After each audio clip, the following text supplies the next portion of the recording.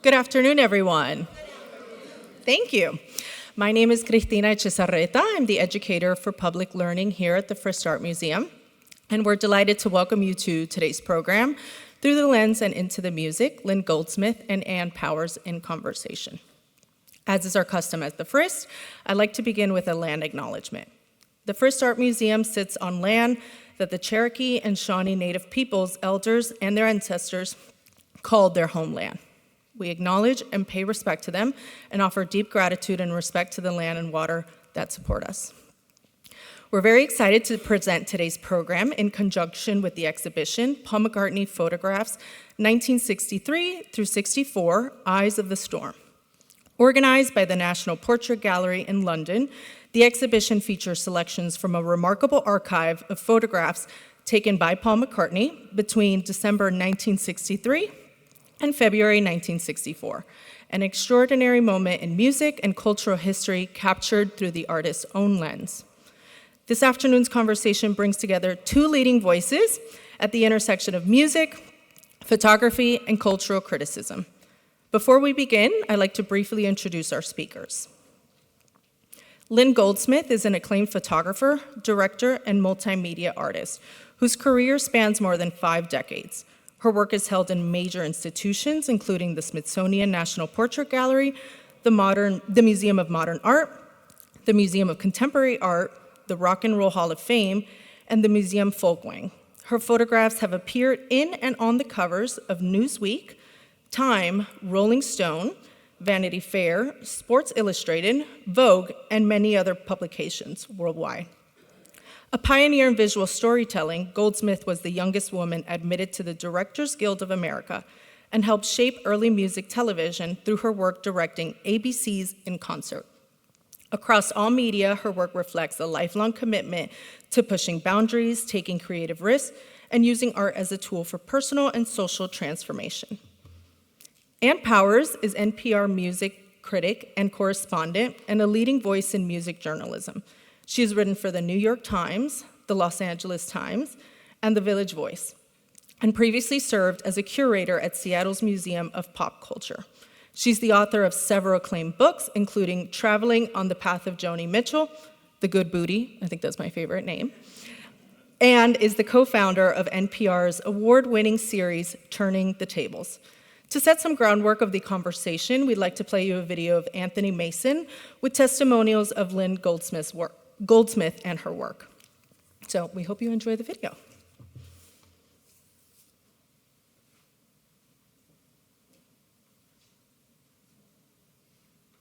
Known primarily for the musicians she's taken pictures of, and her body of work is just extraordinary. But really, she's an artist equal in stature to anyone she's ever photographed, and she's a genius at it.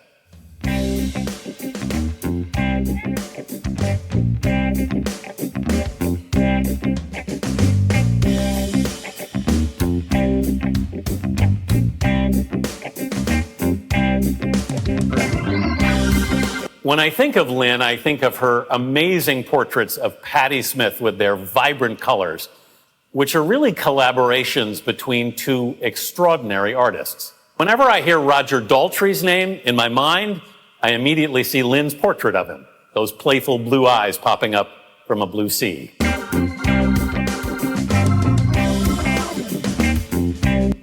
When I first met Lynn, it was as the girlfriend of a friend of mine. And on it went to discovering you as a photographer. And it was, I think, the first time I went to your studio. And I saw these pictures, one after another. David Bowie, Bruce Springsteen, Mick Jagger, Patti Smith, on and on. Maybe anybody who 15 or 20 of them. Anybody.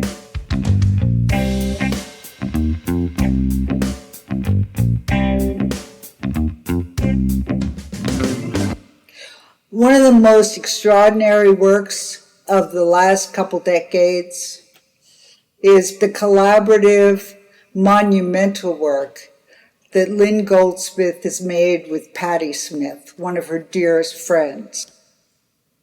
Lynn brings into a session her enthusiasm, her respect for her subject, for photography itself, but also a lightness that allows her subject to be relaxed, to be playful as well as focused. She has the ability to draw so many facets from her subjects. I love her portrait of Gene Simmons of Kiss getting off a bus on Fifth Avenue in New York. It's absurd and wonderful and so rock and roll. And the idea for that shot was entirely Lynn's. You can tell a Lynn Goldsmith photograph. Think of some of the iconic ones. The young Bruce Springsteen, still very young, but you can feel the energy. You can feel the hunger inside. And compare that to Bob Dylan, the photographs where everything is quiet, contemplative, held inside. Lynn Goldsmith is extraordinary.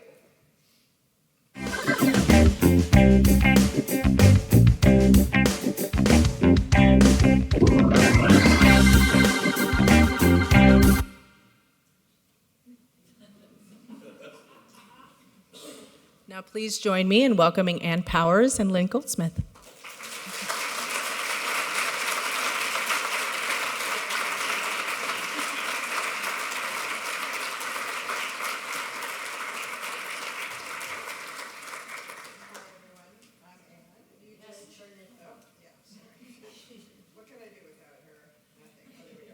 Oh, how's that? I'm Ann Powers, and you just saw who Lynn Goldsmith is, but I bet many of you already knew. And if you didn't know, you knew, as you saw with that amazing array of photos and that testimony. Some of you might have seen a pic in the Nashville scene for this event. First of all, thank you for coming on your Saturday here, and I hope you got to see the wonderful McCartney show. It's worth multiple visits. But if you saw that pic, it sort of talked about how we were going to talk about the history of rock photography or whatever. But honestly, as I've said to Lynn, when like 3 minutes after I was asked to do this event, I thought, well, there's only one way to do it, and that's through the lens of your incredible career, which is so genre-defying as well as genre-defining, really shows us how artistry leaps across boundaries. Lynn Goldsmith is someone who invented so much of the style, the approach, the spirit of not just popular music, but sort of contemporary culture as seen through the lens of popular music. And let's take them on a little journey, Lynn, because I know that it's one of the most amazing journeys you'll ever go on. First of all, I also want to thank you for coming, but even more so, all these accolades that I'm getting rather, I haven't given any, but all these compliments about whatever it is I've done in my life really humble me. And to tell you the truth, I do it all selfishly. In hopes that you'll like me. I'm exactly like Sally Field, if you're old enough to understand that comparison. You like me? You really like me? Anyway, sorry about that. I digress. So Lynn has made an amazing slideshow, and we're just going to, I'm going to be, I guess, I thought, is it my, like her Virgil taking Dante through the Inferno? I don't think so, because I am just your companion on this trip. So let's take a trip. Okay. Well, first of all, I want to say when I was asked to do this, I thought, Paul McCartney? I mean, really, those photographs are, excuse me, awful, okay? And I have to say that I went to see the exhibit before this, and I'm blown away. I think that everybody should see this because it not only is curated in a great way and presented in a way that elicits, at least from me, and I hope from all of you, a reminder of the times that were less stressful than they are today, and a time when we all thought that, all you need is love. So I do suggest that if you are of the age group that you experience the Beatles, or if you have children or grandchildren, that you do come and see this show, because it is a time in history that I think we should reflect upon as revolutionary, but still filled with the idea that we can be one world, filled with a positive attitude about each other. Anyway, with all that being said, let me tell you, as I expressed my negativity, the same thing happened to me when this photograph, I call this the feet of the Beatles. I came from Detroit, Michigan, from a single working mother who we lived in middle to lower class Detroit neighborhood. My school was 50-50 in terms of race, of black and white, of black and of white people. And suddenly my mother married a person who was very wealthy, that owned a lot of hotels in Miami Beach, and we moved to Miami Beach. And my stepfather, in hopes that I would like him, arranged for me to be in the lobby of the Deauville Hotel when the Beatles arrived in Miami Beach. I'm from Detroit, okay? I want to hold your hand? No way. I'm a Motor City girl, okay? And it was like, no, I'm not going. And my mother said, if I have to choose between you and my new husband, I'm choosing my new husband. So I said, okay, I'll go. And I have always taken pictures, as I'll explain as we get into this, since I was, 6 years old. I thought, well, I'll photograph the lobby carpets, I'll go to this fancy hotel. I'd never seen anything like it. So when the Beatles walked in and I saw their feet, I took my camera and made a photograph, only because those were James Brown's boots, okay? And I thought, maybe they're not nerds after all, okay? Maybe they do have some blues and rhythm in them. So I shot their feet, and then John Lennon grabbed my arm and he said, don't you want our faces? And it was like, I don't know if you're old enough to remember this word, but I got the cooties. And I was like, no. And I walked away. I had turned 16 on February 11th. They had come to Miami a few days before their performance for the Ed Sullivan Show.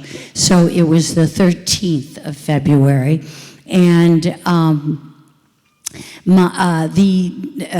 someone from a newspaper there said to my stepfather, who was with me, because I was like the unique kid that wanted to have nothing to do with the Beatles. And so he asked if he could process the film.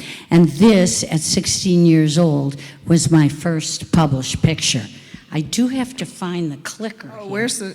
There it is. Here's the clicker right here. Okay, so but I just want to say, one of the brilliant things about this photo, whether it was purposeful or accidental, is that everyone was so obsessed with their hair. You went to the other end of the Beatles. It was the carpets. The carpets were green and pink swirls, and that's all I cared about. But when I saw their boots and that they were the same as James Brown, then they had me.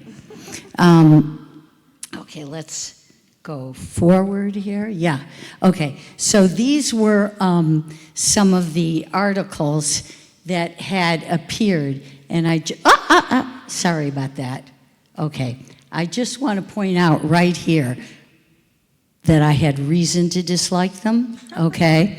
And they said, when they were asked, and how about the Detroit movement to stamp out the Beatles? Oh, we have a campaign of our own to stamp out Detroit. said McCartney reasonably. Reasonably? Not for me. Okay.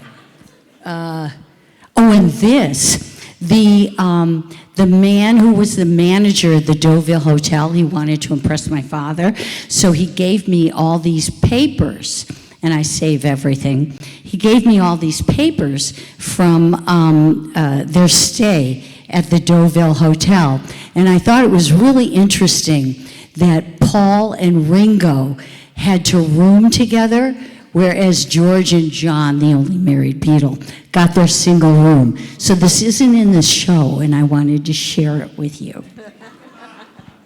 And this one, I also wanted to point out, you know, as I said, I came from like lower middle class Detroit, where working very hard should be rewarded. Okay, and it said, for services rendered during 8 sometimes frantic days, the nouveau riche Beatles tipped 9 $1 bills for division among 18 bellhops for their 8-day stay there, okay?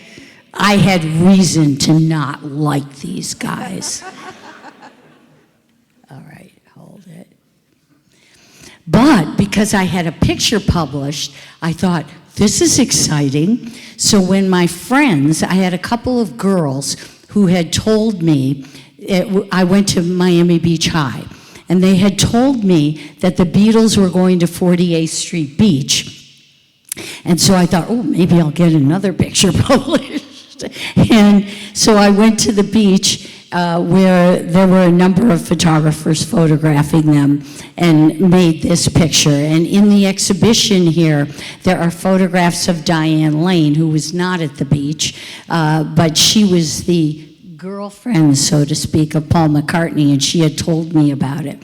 But yeah, okay. So going from there, we're going to get into me, all right? Because people ask me these questions like, what was your first camera? Well, my first... What was your first camera, Lynn? Thank you, Ann. Well, my first camera, as you can see, was the Brownie. And my first time in the darkroom, my Uncle Ralph took a picture of me and my father, but I processed it in the darkroom. And that was the secret to developing a picture and seeing it come up in a tray was magic. And that's what made me feel that, like, this particular form of expression would be with me for my entire life. Although already you were interested in other forms of expression.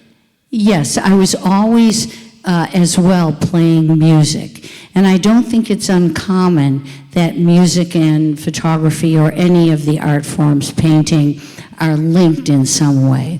So when we lived in Florida, my sister, because I sang and wrote songs and she could drive, she was older than me, would take me to coffee houses, and I went to Freddie O'Neill. I don't know if anyone here remembers Freddie O'Neill. Yeah, no, that was a huge scene in Coconut Grove, right? It was Yes. A lot of the New York folkies would come down, Joni Mitchell, David Crosby, all of that. Yes, so I would sing at his place. And then when I went to college to the University of Michigan, I went back to Detroit, well, actually Ann Arbor. I had a band called The Walking Wounded. And as you can see from my hat, I love sharing this story because I was so enamored with Jimi Hendrix. And we were, there was a place called the Grandee Ballroom. And Jimi Hendrix was playing there. And I went wearing my hat. And he said, oh, I really like that. And I said, oh, it was my belt, but I put it on my hat. And he said, can I have it? And I said, sure. And years later, this is a Baron Wolman photograph of Jimmy, which was in Rolling Stone, because up until that time, I had no idea that Jimi Hendrix copied me and put my belt on his hat. I think this is such an important part of what you do because really it is about style, it is about creating personae and you know, inventing this style, and that's what you were doing for yourself. This is why we love Ann. She makes me look really good. So here you are again, and talk about your style in this photo and what was happening. Well, in this particular photograph, and the reason I included it in the PowerPoint, besides the fact that I'm young and gorgeous, is that, you know, I lived in an attic and lived any way that I could to make the art that I wanted to make. And that was what was most important to me. And I think that youth who is not weighed down by the fears of all the responsibilities that life can put in front of you monetarily is a great time for us to explore that, and that it's important to make that known to your children, to your grandchildren, because I think that art is one of the ways in which we can keep in touch with empathy and who we are as humans. Lynn, do you feel like the dividing lines between like who was an artist, who was an audience member, who was just hanging out in the scene were more blurred at that time? And because you have such ease, even as a very young woman, you know, giving Jimi Hendrix style tips. I mean, I would never have had the guts to do something like that. Was it more porous? Could you connect with musicians and artists differently as you were yourself a musician and artist? But, you know, was it sort of like more equitable? Did it feel more equitable than later, say, when the music industry became more calcified? I think I've always responded to people who wanted to use their work and their energies to make a better world. And if you want to call those people artists, that's fine. Because I think you have to be a little bit wacky to feel like you can change the forces of power. So true. So true. And in changing the forces of power, this is a photograph of a postcard that my mother sent me when she went to the Caribbean, and I was about, I don't know, maybe 11 years old, and I saved it. And the point of showing you this is because when I graduated from college, I went to Elektra Records and I met with Jack Holzman. At that time, Elektra had about 10 employees. And I suggested to him that there were three main music publications that were very important: Record World, Cashbox, and Billboard.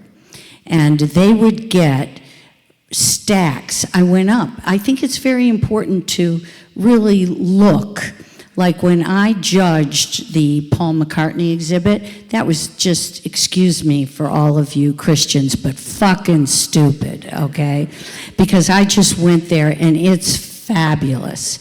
And so I had created an idea when I went to Jack Holzman that instead of writing paper about the biographies of the artists, why don't I make films, and from there I could cut pieces of my interview with them and put it on what I called a bio disc. And I gave those out to Record World, Cashbox, and Billboard, and that was very successful for them. Yeah. And already you're like entering into kind of a multimedia idea. It's visual, it's audio, it's everything at once. Yeah, because I was making films. At the I'm going to move ahead because it's boring to sit on one picture. I'm just going to say that in college at the University of Michigan, when I was in the Walking Wounded, I was arrested for aiding and abetting others in the illegal use of drugs. So I went to jail, and my stepfather made me promise that I would stop doing music and that I would do something else. So I thought films were my way to go. And I made these films, and that was what I did with Elektra Records. I made films on Jim Morrison, Delaney and Bonnie, and would distribute them to various places. And then I joined up with Joshua White of Joshua Television, of Joshua Light Show. Which is so, also talk a little bit about the light show, because that was a really important visual aspect of psychedelic music. Well, I think the thing about the light show and the thing about youth is I wanted to figure out something, because I work all the time, but it's really nice to find cute guys to work with. So that was part of the motivation. And when we formed Joshua Television, it was to bring the idea of video magnification to rock and roll, because it had been used in other ways, but it hadn't been used really to be able to, rock and roll was getting bigger, from clubs to spaces that required for the person who bought the ticket to feel closer to the artist. Like an arena, it could be in a basketball arena or something. Yeah, exactly. Right. And so we wanted to create something that would bring the audience closer. We did it at Madison Square Garden and the Hollywood Bowl, which brought us to ABC realizing that there was a place in late night TV, and they hired Joshua Television to create what was called ABC in Concert. And that was really how I became the youngest female director of, in the DGA. Is this before Don Kirshner's rock concert was Yeah. happening? Wow. So it's been slightly written out of history. And can people see these films? Are they on the internet or? I don't know. I don't look for them. I try to move forward, not backward. This is an experience in moving backward and sharing it with you, so I hope you like it. I know we're going fast, but what concerts, do you remember a memorable ABC in concert? Oh, I remember a great one when Deep Purple, in those days you used what was called 2-inch cameras that moved and had to be re-registered every time they were moved. Anyway, I will never forget when Deep Purple the lead guy took his guitar and smashed it into the lens of the camera. So yeah, no, I have lots of horrible experiences that I could relate to you, but I decided this was just stupid, okay? And I wanted to do things that were beyond that. So I suggested to ABC that we do a documentary type program where we insert Grand Funk Railroad, which had been a very big band in the late 60s, had broken from their manager, Terry Knight, and they had put out an album called Phoenix, which was really a bomb. But they had a really handsome new manager. He was so handsome. And all I do is work all the time, so maybe you don't have to be that handsome for me to be attracted to you. But anyway, I decided I was done with directing TV and I wanted to do something more. So I went to their new manager with an idea for them called We're an American Band. And you didn't know that this is where that phrase came from, did you? We're an American band, right here. But that was in part because I have to tell you, part of it was about being patriotic, because at that time, all the English bands were taking over. And I felt that Grand Funk, whether they're good musicians or not, they represented very much the working class of America. And the Midwest, right? I'm Midwest, yeah. They're Michigan, they're Flint boys.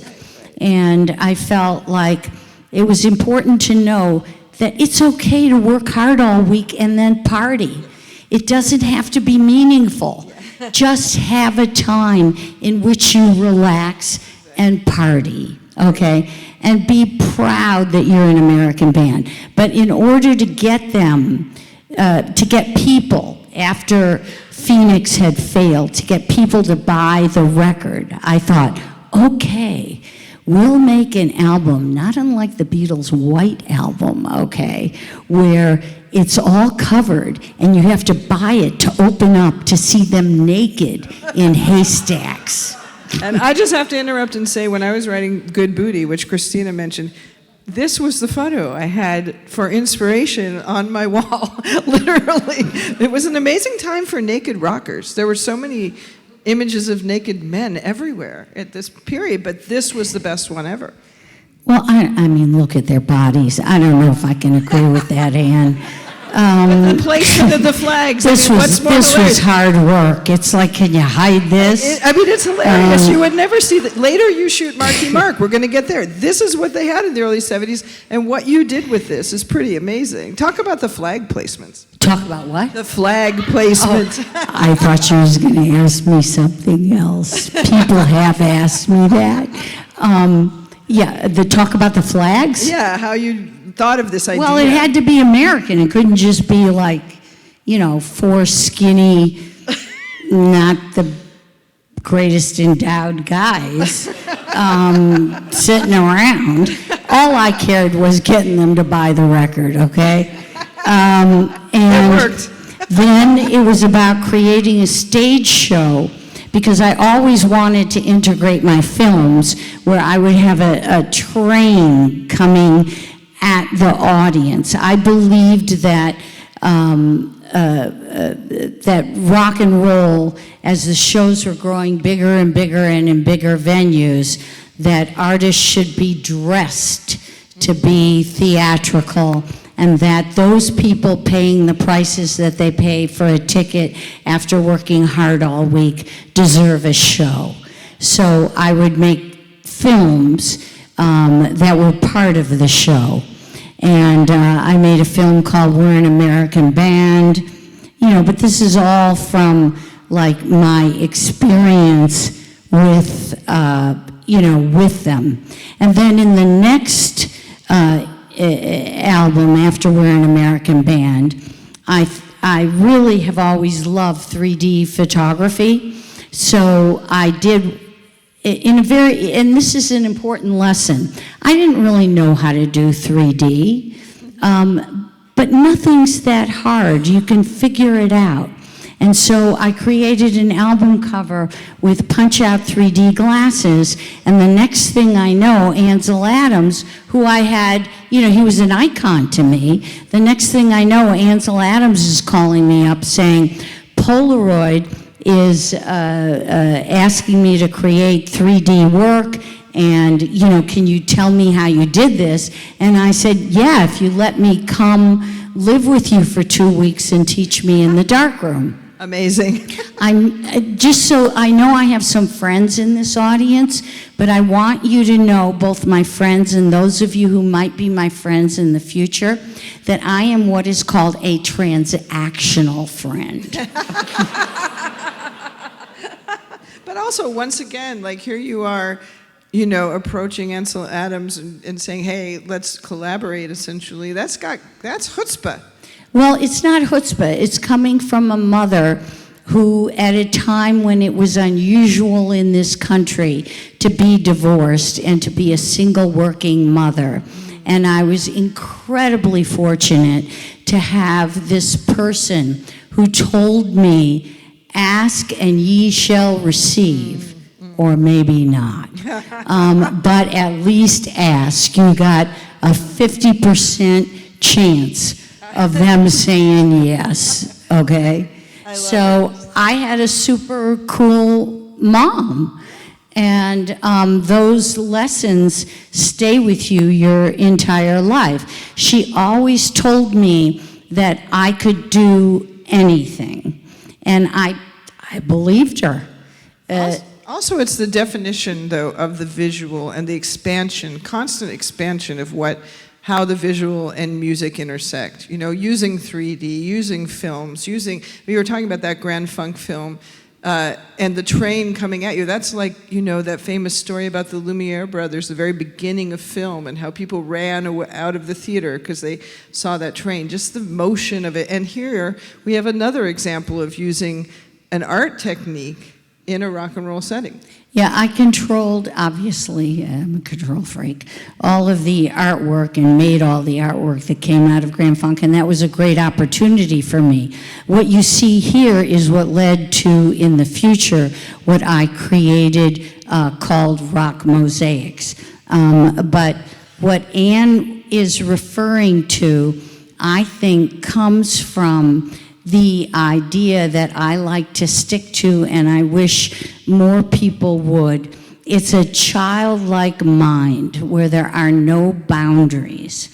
And that is really the key to exploration of your own creativity.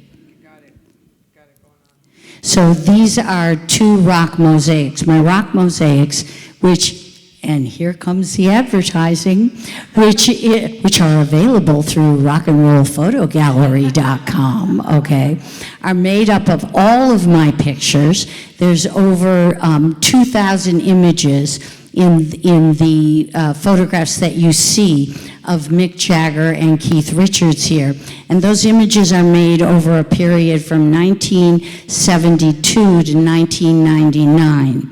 And the purpose of them is to show you that what makes up an artist is not just the performance or not just the music, but the work that's involved. So in all those little images that are within the rock mosaic are photographs of them in the recording studio, at home, friends who support them, the work that it takes to really become an artist that hopefully can influence large groups of people with positive messages.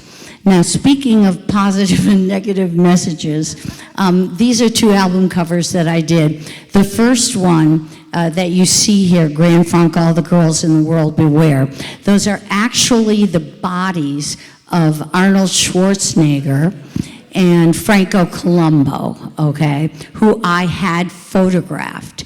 And then I put Grand Funk's heads on those bodies. Invention of Photoshop, right there. Yes, I like to think that I was a precursor to all of that. And when I knew, Grand Funk stopped listening to me because they thought they were so successful. And I wanted them to record their next album in the kitchen of Fats Domino. And they argued with me about it.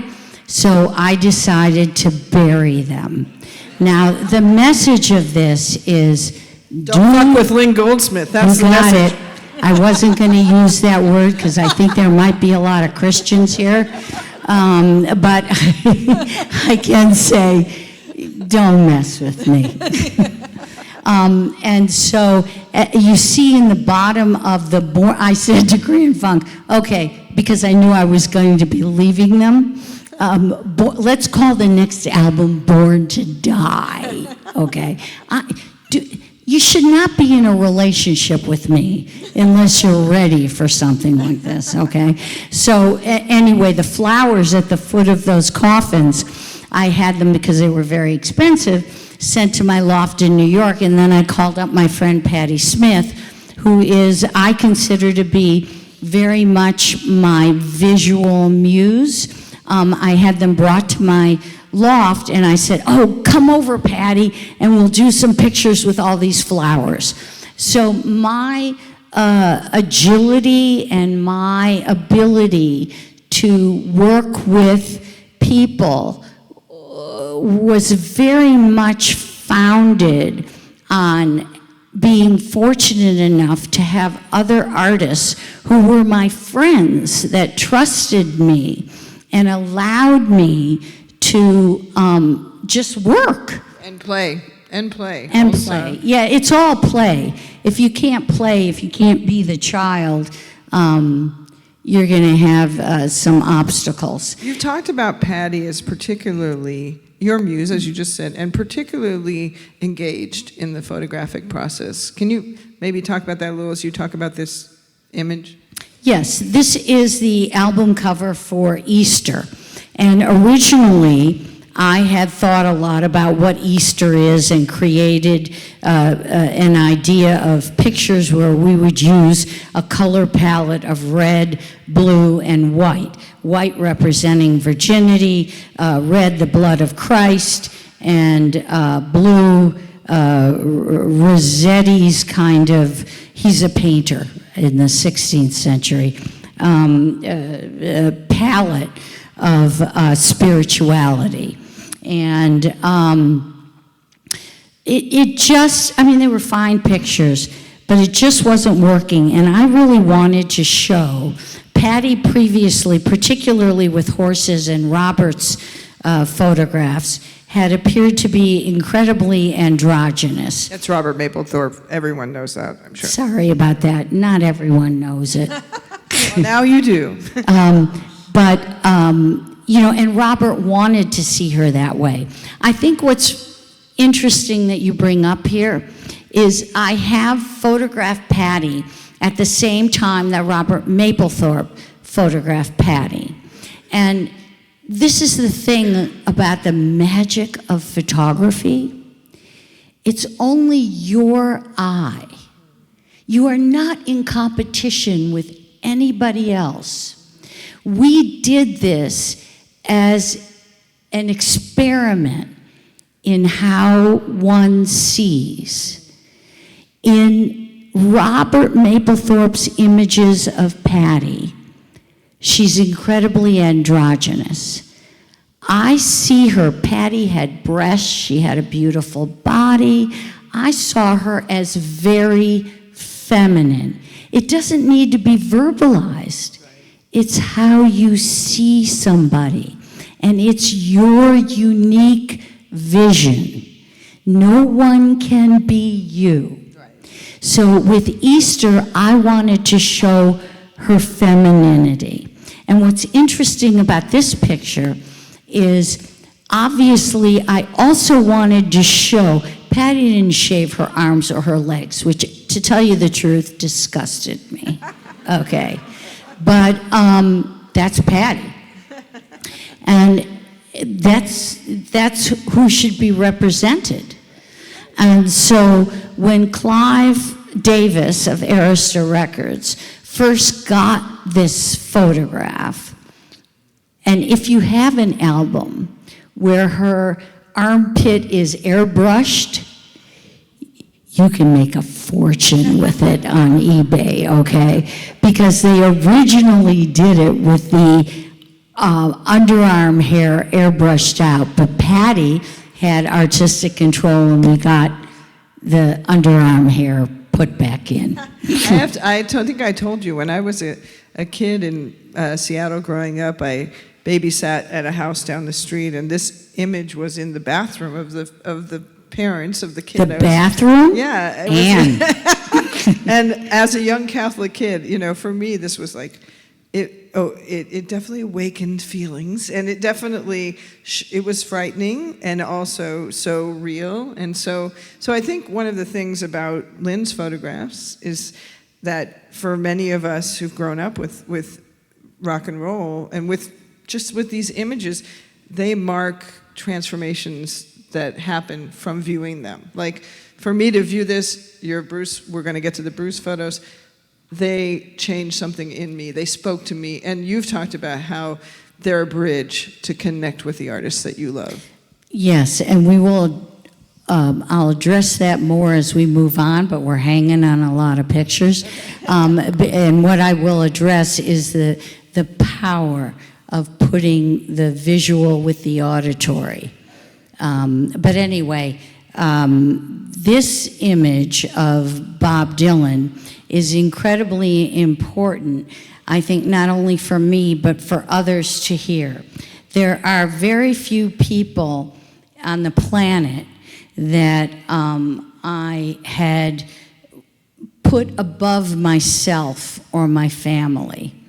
And Bob Dylan was one of those, because when I was 14 and first heard him, I had thought that life would be a journey where you have one major problem, which could have been a misunderstanding, and you clear it up, and then there's a happy ending. But when I heard Bob Dylan for the first time, I realized that life is not about happy ending. Life is about a journey. And so I'm often asked, aren't you intimidated by blah, blah, blah? No, no one intimidates me. But I have to say, at this point in my life, Bob Dylan did. So when I got a call to photograph Bob at Secret Sound Studios in 1975, I grabbed my camera, I jumped in a cab, and I'm in the cab, and I'm going to shoot Bob Dylan. I'm going to shoot Bob Dylan. I'm going to shoot Bob Dylan. The cab driver pulls over, and he says, "Get out of my cab. I don't want any assassins." And I went, no, I'm a photographer. I knew when I got in the elevator at Secret Sound Studios that it opens up into the actual control room, and that I better be clear whether I'm a fan, whether I'm, or if I'm a professional, if I'm a photographer. Because when you're a photographer, you go in there to get the shot. That's the job. Whether you're an artist as a photographer or whether you're an editorial commercial photographer, that's the job. And so in that elevator, I decided I am not a fan, I am a photographer. And when I walked into the studio, Bob was right there, and I stuck my hand in his and I said, "Hi, I'm Lynn Goldsmith, and I'm here to take pictures. Is that okay?" And he said, "Well, actually, I have a photographer here." And I said, "Well, with one photographer, you get one point of view, but with two photographers, you get 2 points of view. So I can shoot, right?" And he looked at me with that smile and those incredible blue eyes and said, "Yeah, you can shoot." And so that was, that was a big moment for me, because if you go in questioning if you can do something or not, you have negated at least 50% of your possibility of achieving it. You go in and you give them the reason why you should be there. And you can see it. You can see the way that he is trusting or allowing, whatever word you want to use, for your point of view to come in those photos. He's not giving to you. He's just like, okay, her point of view. Let's see what she's got. Now we've got another icon. Yes. I think that I've been incredibly fortunate in the practice of photography to be able, whether it's with Patty or whether it was with Bruce, to work with people that you really love. I mean, for those of you who do or don't know, I was Bruce's girlfriend, and I take pictures all the time. That's what I do. Even my husband, who's sitting right here, Sid Schneider, can tell you, he will say, "Can you please stop taking pictures?"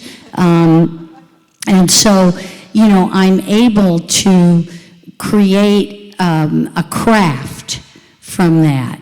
But as you can see from Bruce's expression here, it's really one of like, "Can you stop now, please?"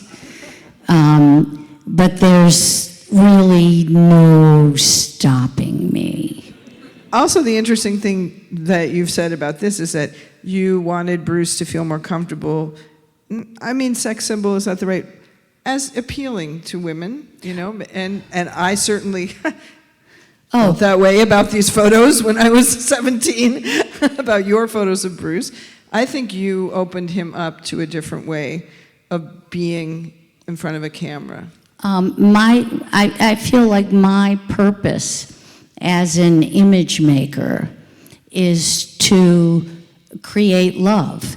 And if I can make images that allow other people viewing them to connect more strongly to what is in the image, then my life is purposeful. If I can't do that, then, I'm not really interested in what a magazine or a book publisher or whatever will pay me, because life is short. And, the real purpose is to hopefully create a space that people feel like they can connect. Yeah. Which brings us to, what connects me. I was connected by the Rolling Stones. So this is a photo shoot in my studio in 1981 with Keith Richards. And Keith brought his then girlfriend, now wife, Patty Hansen, to the studio. And this was a session where I knew,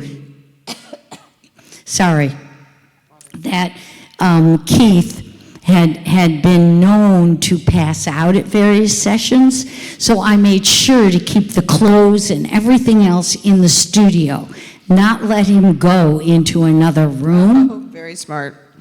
And Keith, at that time, had spent a lot of time in Jamaica where they made spliffs. Sorry, I just got over double pneumonia. Sorry, I got to take a little water.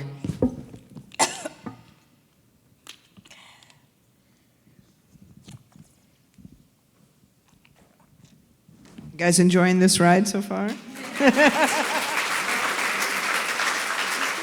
If I go on too long, you can raise your hand, because normally I just blast through pictures. Thank you, Sid. That's my husband who raised his hand. But I know he's truthful, because he has to live with me. But anyway, so he had these spliffs that were made out of Wonder Bread. You take the Wonder Bread wrapper paper, and it was so heavy, the smoke from his smoking the spliffs on set, that when I started photographing him and Patty, I got really dizzy and went into the bathroom and passed out. And my staff, my assistants, left me in the bathroom all night long, and they went on to party with Keith. So if you want to... Now we're entering a different, I wouldn't say different level of celebrity, but your encounters with Michael Jackson, this is someone who famously dealt with fame and it was affected by fame from childhood, And yet your photos of him are very human and vulnerable. So how did you get to that place with him? This is 1981, and I was on tour with the Jackson, what do they call it, the Victory Tour? Yeah, the Jacksons. The Jacksons Victory Tour. And all of us are told about what we cannot do. And the idea is, if you really feel that you can create something positive, you have to think about what you can do with those limitations put on you. So as you can see, behind Michael and myself is Bill Bray, his security person, and I had been told I was only to photograph in concert, but I wanted to get other pictures of Michael, and I knew that Michael really responded to what he thought would be magic. So at our hotels, while we were on tour before the show, it was normally dusk. And I went up to this hotel manager and asked him if I could look at the roof. And then I proposed to Michael, as you can see in this photograph, that we go up to the roof, but don't tell anybody, Michael, because it's magic hour. And we could make pictures at magic hour. And he said, "Magic hour? Magic hour, Lynn? Oh, you're so beautiful." And I said, "Yeah." And so we went up to the roof, and It's such an incredible photo. I did Truly. not ask him to take his shirt off. I knew I was going to get into trouble, but he took his shirt off, right. I mean, I can't recall another photo of Michael Jackson with his shirt off. Well, the weirder thing about this that I'm sharing with all of you, which if you have social networks, please don't post, is that Michael, while he took his shirt off, was telling me about how he had just seen Vanessa Williams in Penthouse magazine. Okay, yeah. So he was like embodying it's that. like, I have to tell you, on tour, we used to go to bookstores and buy children's books, and I would read them to him before he went to sleep in his pajamas. So the idea that he was reading Penthouse. Okay, I just got the 5-minute, and we got to get through this. So, Anne, I'm Are going to you guys blast. okay if we maybe extend it a few more minutes? Is that okay? I'm just being a bit rock and roll here, but I think I'm we're gonna going to try say to 10 minutes. Blast through this, okay? I just want to talk a little bit about photography, and that is when I photographed John Cougar, he was a pop star, and he really did not want to be a smiley-faced pop star. He wanted to be considered as a valuable songwriter. And so I photographed him in that light. I'm going to move along. This is when Miles Copeland, the manager of the police, called me up because they had opened for Grand Funk Railroad, and I was generous enough to let his band that he managed, which was Climax Blues Band, I allowed them to use Grand Funk's lighting, because by this point in time, I not only was doing all the creative work for Grand Funk, but I was their co-manager. I made a deal when I gave We're an American band idea that I would work for free until it was #1 in all 3 trades, and then I would be 50% of the management.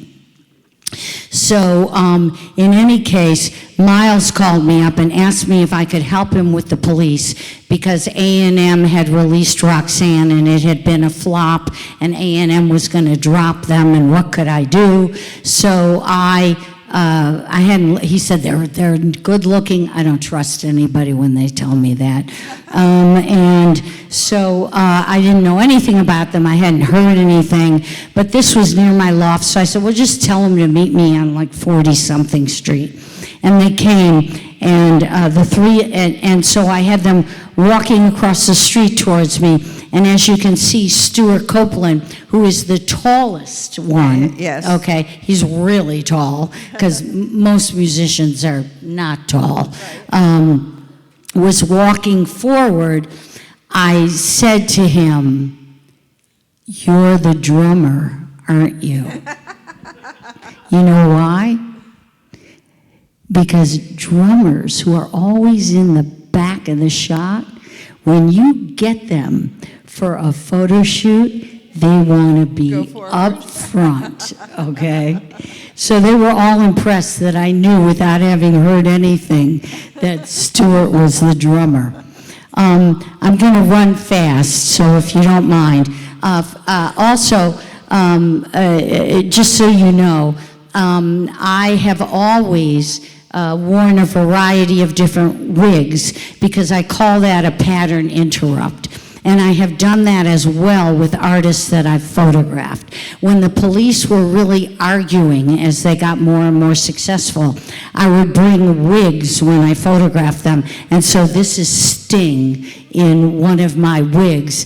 And I also had wigs for the other guys, which really changed the whole vibe. So if you're in a fight with your spouse, I'm offering you jewels here, guys, okay? Just go buy a cheap wig, okay? Yeah, and this is in Montserrat, where I thought they were going to kill each other. Just a picture. I'm going to move quickly because we've got 5 minutes. This is the James Taylor one. This is the opposite of the wig thing, though. Oh, opposite of the wig thing, but James was really losing his hair. And so I wanted to create a picture that still kept him as the James Taylor kind of sex symbol that he was. So I threw On my goes hat. the hat.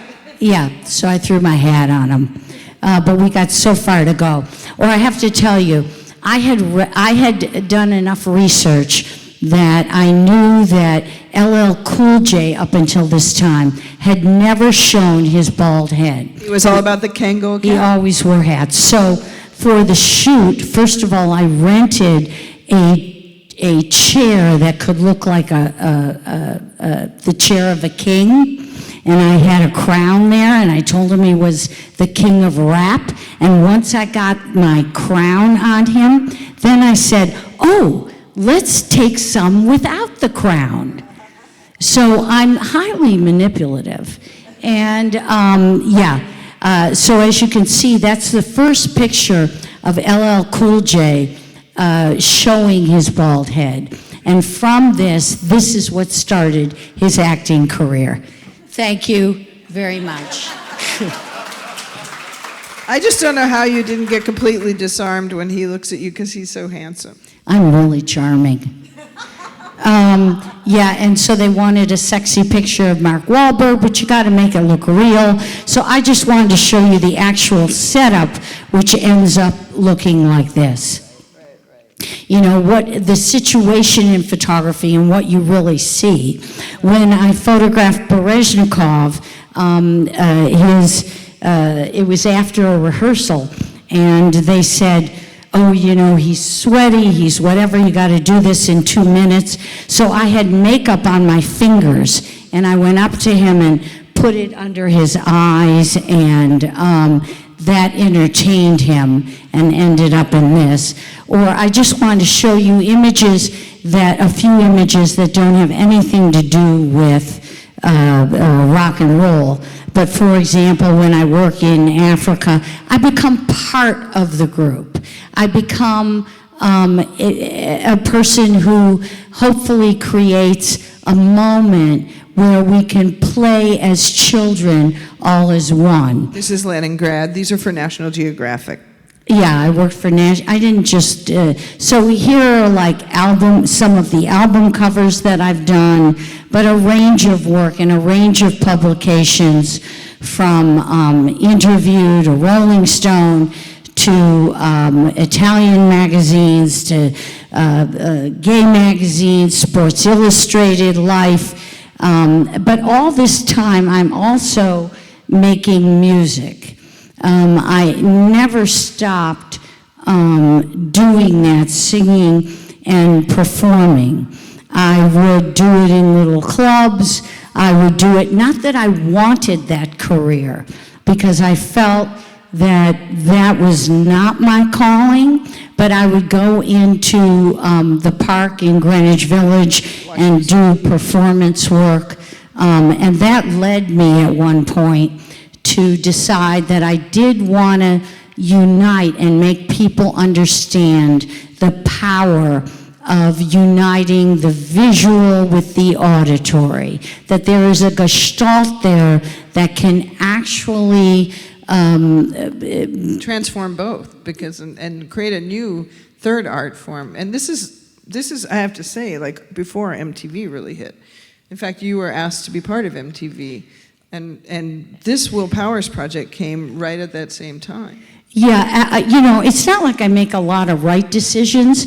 I mean, Tom Fresden, the group, what's his face? Bob Pittman, they came to my loft. This is before MTV actually aired, and they wanted me to be part of the group that would start MTV, and I said, 24-hour music television? Are you out of your mind? So as much as I've made a lot of great decisions. Yeah. A lot of great decisions, but But Yes. you were making these videos, and you called this you were an optic artist. And Optic music. Yeah, optic music, and you adopted the name Will Powers to send. And this is, well, is the video loading? Well, Do we have- hopefully it'll go any Okay. second now. I remember reviewing this record, and I was This just is a wee piece of rock the critic. first video. Don't be modest or critical. Be open and objective. Get a pencil and paper. Write down every good thing about yourself you can think of. It's you. Make it happen. Make it happen. Only you. Make it happen. Make it happen. It's you. Make it happen. Make it happen. Only you. Make it happen. Make it happen. It's you. Make it happen. Make it happen. Only you. Make it happen. Make it happen. Write a description of the person you'd like to be. Describe your personal dress, your home, your automobile, your desired occupation and income. Be honest. Now, go even deeper. Describe the inner person you'd like to be. Let your mind run wild. Assume you can become anything you desire. The fact is, you will become the person you Did honestly you do this describe. animation yourself? You Is can't this your animation? It's you. Make it happen. Make it happen. Only you. Make it happen. Make it happen. It's you. Make it happen. Make it happen. Only you. Make it happen.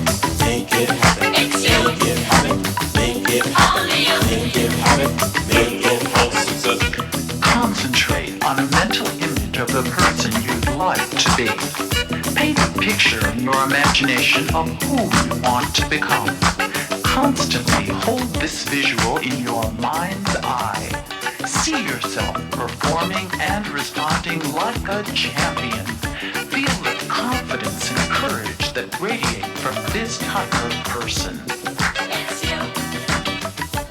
Only you. It's you. Only you. It's you. Only you. These three laws are powerful and effective in changing lives. They'll work for you without fail if you're persistent in applying them. Make it happen. Make it happen. Make it happen. Make it happen. Make it happen. Make it happen. Make it happen. Make it happen. It's you. Make it happen. Make it happen. Only you. Make it happen. Make it happen. It's you. Make it happen. Make it happen. Only you. Will Powers is a recording artist, an optic music artist, who I was, and I guess am, on Island Records, and you just saw a little piece of that, where I was uniting what I thought was a message that was both visual and auditory. And the music was written by Sting and myself, and the lyrics by me, and the vocoder and all the vocals are me.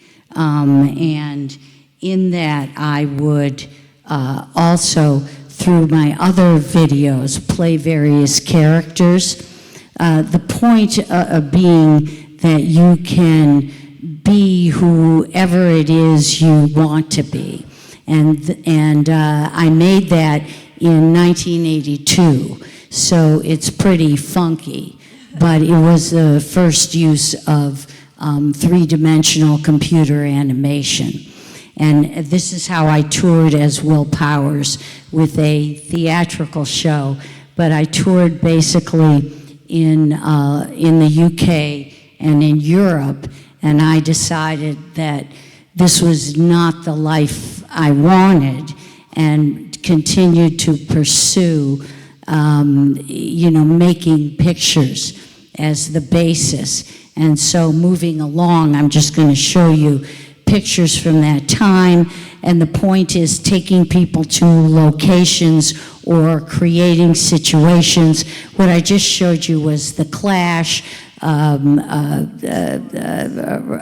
Beastie Boys. Run DMC, the Beastie Boys, because we need to move along. Ozzy Osbourne, but it didn't mean that I didn't do documentary stuff, which involves concert photography.